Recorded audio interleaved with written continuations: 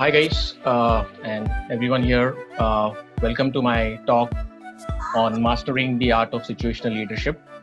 I thank the Test Masters Academy to give me an opportunity to speak today with all of you. So, quick things about me. I'm an associate engineering manager with Cornerstone on Demand. It's a learning and a talent management uh, product company based in Santa Monica. I have overall 12 years of experience. I've worked in companies like JP Morgan, BNP Paribas, Infosys. I love cloud computing and I'm really fascinated by AWS. I'm AWS cloud certified. Uh, I have my certifications in certified Scrum Master. I'm a certified Agile leader. I'm also certified ISTQB.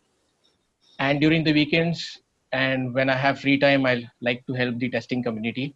So I contribute to the test tribe community.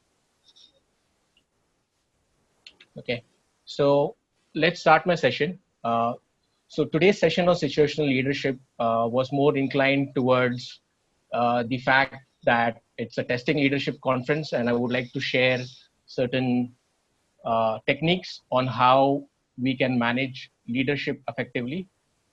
So what is situational leadership? This is a term that can be applied generically to a particular style of leadership, and also refers to a recognized and a useful leadership model. In simple terms, a situational leader is a one who can adopt to different leadership styles depending upon the situation. Now, why situational leadership? With this session, I would like to make sure that we as leaders and as team members speak the same language of leadership. We allow for efficient and effective conversations within our teams, and we develop the competence and increase the confidence of individuals within our team. A bit about the leadership model, which I'm going to talk about today, was devised by Glenn Blanchard and Paul Hersey. They created this situational leadership model back in 1960s that allowed you to analyze the needs of the situations you're dealing with and then adopt to the most appropriate leadership style. So I like to bring forth back history and a very effective leadership model, which when you adopt will help you successfully lead your team. Now, the model I'm going to talk about, why is it popular? It's it's a very simple model and it's simple to understand. Works in most of the environments for most of the people. And the other important thing is this model can be applied at work as well as at home. Even if we are not leaders within our organization, we still are leaders at home. So we can apply this model even at home. And that's why this model is really very effective. And at some point of time, even if you do not have the designation as a leader, you will still have to lead. So this technique will definitely allow you to excel in that. Now, talking about situational leadership, it has three basic steps. The first one is goal setting. The second is diagnosing. And the third is matching. So what happens in goal settings? You align on what to do and by when. So individuals have to be assigned particular goals. In the second step about diagnosing, you assess the individual's competency and commitment towards their goals. And the third step is choosing an effective leadership style to deal with that goal or deal with that task. So very simple, three basic steps: goal settings, diagnosing, and matching.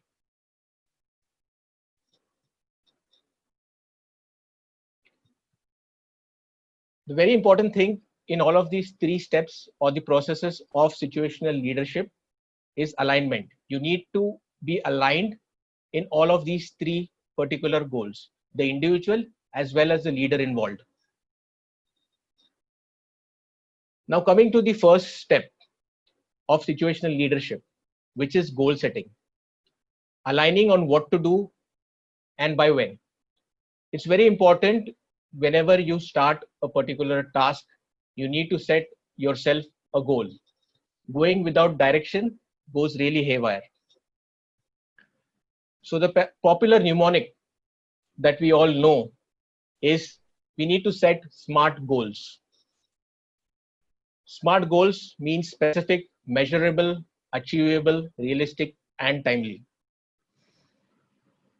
When we say specific, you need to know what you need to do. M for measurable, which means how will you know when you have reached it? A is for achievable. Do you have the power to accomplish it? R for realistic. Can you realistically achieve this goal? And T is timely. When exactly do you want to accomplish? So setting and following this particular principles of SMART goals will definitely and effectively help you set goals. This is the first and the foremost step in goal settings. So setting SMART goals motivate, definitely, and they get the leaders and the people they lead on the same page or the same alignment. As a leader, I need to know what I'm expecting from my team. And the team members in sync need to know what their leaders expects of them. The second step in the situational leadership is diagnosis. What do we mean by diagnosis? It is about assessing the individual's competency and commitment. Now, how do you diagnose a particular development level? Diagnosing individuals' competence and commitment drives on various factors. When we say competence, it means whether that individual has demonstrated that particular task specific skill. And the other part is how much of transferable skills he has, how much of competence he has on that particular task. The second major factor to analyze the development level is the commitment. Given a particular goal or given a particular task, is that individual motivated? Does that individual even have the confidence to do this particular task? So that's the two major components of diagnosing a development level. Now, what are these development levels? Glenn Blanchard and Paul Hersey devised 4 development levels, which start from the developing phase to the developed phase. When I say developing, it starts from a beginner to an expert. So the development levels go from D1, D2, D3, D4. Now, what is D1? D1 means low competence and high commitment. D2 is a little better in terms of competence, low to some competence and low commitment. D3 is moderate to high competence and a variable commitment. And the last development level, which is D4, is individual has high competence and high commitment. So these are the 4 development levels that you need to diagnose whenever you give an individual a particular task or a goal. Now let's go into deep of each of this. So what do you mean by an individual with a development level D1? He is having a low competence and a high commitment. He is an enthusiastic beginner. So whenever you are starting on a particular new task, you are ideally starting as a beginner. So within that, the development levels in terms of competence, you are new to that goal or task, you are inexperienced, you don't know how that is done. Commitment, you're eager to learn, you're curious, you're willing to take direction, you are enthusiastic, you're super excited, your confidence about transferable skill is high, you're confident about learning, and you want to get into doing that, and you think it will not be difficult. So it normally happens when you take in the context of even testing, when you would have started as a fresher, you would be super excited at your first job, right? So at that phase, and when you're asked to do testing, you're ideally were at D1, where you were an enthusiastic beginner. You were super excited to get into the testing world. You were super excited to perform a testing task. If I take it in an example of maybe your subordinate who has a goal of writing a test report. Now, if he is a fresher, indirectly, he would be in a D1 development zone because he is new to that task. He really doesn't know how to make that report or test report, right? So that is somewhere in terms of identifying who is an enthusiastic beginner. And it is not something which is bad that you are falling into a D1 quadrant or a D1 development level. At some phase, all of us have to pass from the D1 level to the D2 level. So talking in terms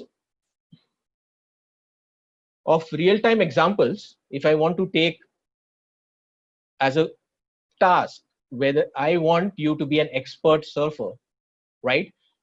If you are at a D1, you are a beginner, you're excited that you will learn surfing, right? And you're ready to learn and you're ready to stay motivated. Now, what is D2? D2 stands for low to some competence and low commitment. They are termed as delusion learners. Now, what is in terms of their competence? Okay, they are dealing with this task. They have some knowledge and they have some skills. They are learning, but they are not totally competent. They don't know how to move forward. They need a lot of direction. They are inconsistent in their performance and progress. And sometimes they do well, sometimes they differ. In their commitment, they are discouraged and frustrated. Maybe want to quit, may think this job is not just for me. They are demotivated, they are confused and concerned, and they are afraid to make the mistakes. So, in terms of the D2 style, if you talk in terms of the surfer that we talked about, and he wants to be an expert surfer, now with a trainer, he is still learning. He has not learned the art of surfing exactly, but he needs some help. So that is where we identify the development level as D2. Now, what is D3? D3 is a moderate to high competence and variable commitment. They are capable and cautious contributors. Now, when you want to bifurcate this development level in terms of competence and commitment, these particular individual has demonstrated his competence. He is equally experienced. He makes productive contributions. He has the skills and is proficient. But in terms of commitment, he is hesitant and unsure. He is not always confident. And at times he's bored. He has been assigned a particular task, which he's an expert and he's been doing it continuously. And that happens to us as well. At times when we are doing the same thing over and over again, even though we are experienced, even though we are proficient, at times we start getting bored and we start losing interest in that particular task if it does not excite us, right? So these are the individuals who fall in the D3 category. So now at a D3, you have the skills, you have the proficiency, you are capable, you are now at a stage where you know how to surf without help or without a trainer. The last development level is D4, where you have high competence and high commitment. Now this is a self-reliant achiever or a star performer in that particular task or the goal that is assigned to him. So in terms of commitment and competence, in terms of competence, he's accomplished, he's consistently competent, he's recognized by others as an expert. In terms of commitment, is self-reliant, autonomous, justifiably confident, self-assured, inspired, and he inspires others. He can do things on his own. He is recognized as an expert in the field. He's a master of the craft, and he's so good with it that you don't really need to worry. So in terms of a surfing, he's an expert in the field. He can surf on high waves, and he's super reliant. Okay, now we have reached a stage where we have progressed from D1, D2, D3, D4, where we need to identify individuals once the goals are set into their development level. So one prominent thing to understand when we are diagnosing or identifying a development level is goal or task specific. So what does this mean? An individual can be a D1 in a one particular task, but he may be a D4 in another task. For an example, in the context of testing, someone may be a D1 or new to API testing, and someone may be a D4 with automation. So the development level will vary from individual to individual based on the goal or task is assigned. Now, each individual has a specific talent. As leaders, you need to identify what development level that individual is. Now, the third step is the matching step. Now, you have identified the goals. You have set the goals as a leader to individuals. You have diagnosed where that individual falls in which category based on the development levels from D1, D2, D3, D4.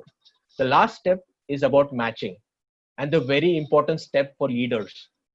How do you deal with individuals? What leadership style you need to apply with each development level? Now, matching leadership styles has two major components. One is directive and one is supportive. When I say directive, it's about a leader telling and showing what to do, giving frequent feedback. That's the part of directive. A leader also has to be supportive at times, listening and encouraging, facilitating problem solving and decision making. An effective leader or an ideal leader needs to have a mix of these components depending upon the development style of an individual he is dealing with.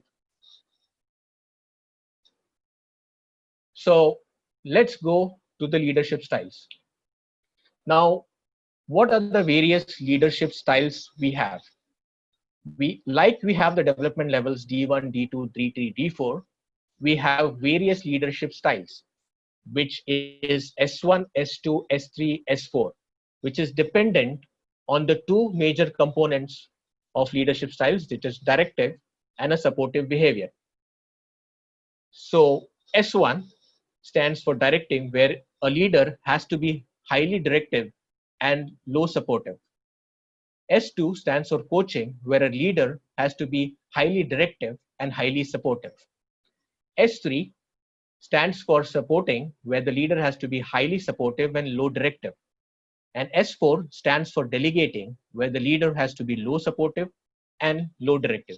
Now let's go into each of this and what they actually mean for leaders. The S1 leadership style for directing, the intention of this particular leadership style is to help the individual build confidence. As leaders, this behavior is more about giving direction.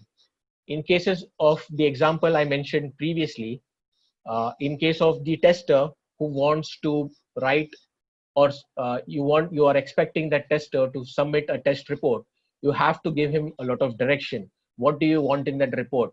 What are you trying to achieve? So that is more of a directive behavior. Now, how do you be directive? You need to acknowledge transferable skills or commitments, give direction about what that individual needs to do, how that individual needs to do, by when that individual needs to complete. And since uh, You are being very directive. It's very important that you check frequently. Most of the time we happen that we assign a particular task, and if the person or individual requires direction, we check at the very end. So with this leadership style, it expects you to check in frequently at regular intervals. So when it comes to a real-time example of a dancer or a ballet dancer who you're teaching in this leadership style, you are trying to direct them. You are trying to tell them how are the basics of dancing. So the next leadership style is coaching. You're being highly directive and highly supporting. The intention is to re-energize and reteach. You are being a coach. You are being supportive. And how do you do that? You explore the concerns. Try to understand from individuals what is their concern. Try to encourage them. Explain the why behind a particular activity assigned to them. If they are getting deflected, redirect them, reteach them, right? And involve them in problem solving. Like, make sure that they are involved and they feel that they are responsible to add value to that particular task or a goal. In a real-time example, for a ballet dancer, you are reteaching that particular individual about how to dance. You're being very supportive.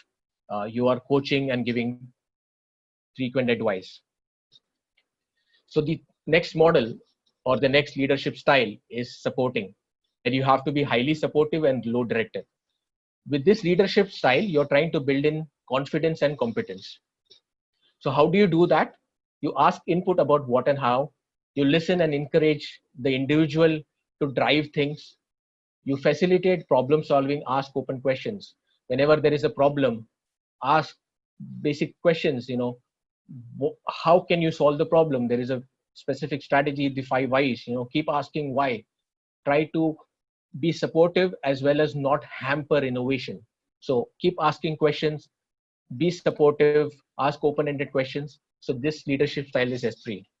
So as a leader, as an individual, you are supporting, you are assisting them. So in this real-time example which I'm talking about, you are preparing the dancer to actually dance on stage. The last part is S4, which is delegation. Your intention is to do value contribution. And how do you do that? You acknowledge expertise, you support autonomy, you invite innovation and ongoing learning. The art of delegation is really important for leaders. When you know that an individual is able to grasp a particular task, you need to explicitly learn to delegate. And mastering the art of delegation is really very essential for a leader. So when you delegate, you have succeeded.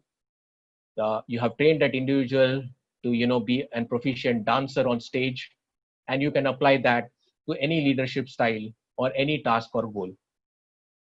Now, doing a quick recap of what I talked about, the development levels D1, D2, D3, D4.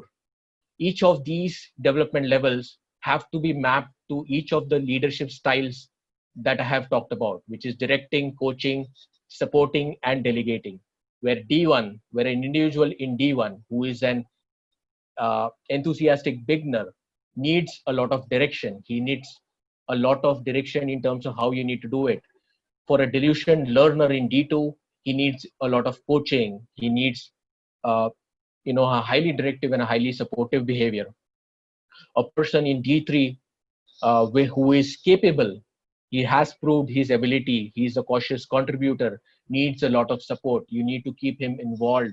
You need to ask him open questions. You need him to be supportive, right? And the last one, D4, a self-reliant achiever. You need to start delegating to this individual, right? He is a star performer. He is an expert in that particular task or a goal. You need to be low supportive and low directive. That individual is best when he deals with his task on his own and in a very effective manner.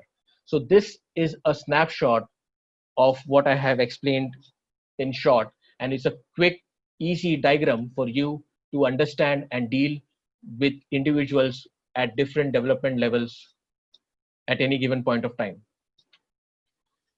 The important thing in all of these leadership styles is conversations where you have one-to-one conversations which are going to be team member led. And alignment conversations. A leader needs to make sure that his team member is aligned on the development level he falls in, and what sort of leadership style you need to put into. Style 1, which is directing; style 2, which is coaching; style 3, which is supporting; and style 4, which is delegating. So these conversations are very important. Frequent one-to-one conversations, frequent alignment conversations will make this model of situational leadership a really good model to adopt to. Yes, Beware. Yes. Yeah, 5 more minutes for this. Yeah, Sure. sure. Yeah, I'm almost done. Yeah. Yeah. So the last slide is beware of the mismatch. So you need to understand between over supervision and under supervision. At times we say my manager or my leader is a micromanager. He asks me few things. Now the real thing to understand here is the mismatch. You're trying to apply an S1, S2 model with a D3, D4 individual. So S1, you're trying to direct and coach an achiever and a key contributor. So that contributes for over supervision. And under supervision, for a beginner, a leader is being very careless and he's applying a delegating style or a supporting style. So these are the risks in this leadership style. So when we talk about micromanagement or over supervision, these are the mismatches that we observe. So keeping in mind for which development level, what style you need to apply is very important as a leader. So situational leadership is something you do to people, and it's not something you do with people. So quick things, this model is recognized worldwide and is being followed by a large number of companies. If you want to know more about this model, you can go to this site, glenblanchard.com. There are very good books written by Paul Hersey on the situational leader, which talks about this curve and this model, which I just explained to you. There is a good book on the management of organizational behavior leading human resources, again by Paul Hersey and Ken Blanchard. Ken Blanchard is also popular for the 1 Minute Manager book as well. Yeah, and that's about it. I thank the Test Leadership Congress for giving me an opportunity to speak here. I hope I have put in some light into one of the most popular situational leadership models as leaders. Hopefully you should try to adopt to this and seeing you and yourself successful. So do connect to me on LinkedIn. I'm on Twitter, and if you have any questions, you can connect to me on my Slack channel with my colleague Sumit, who will be talking next. So yeah, I would like to end my session here.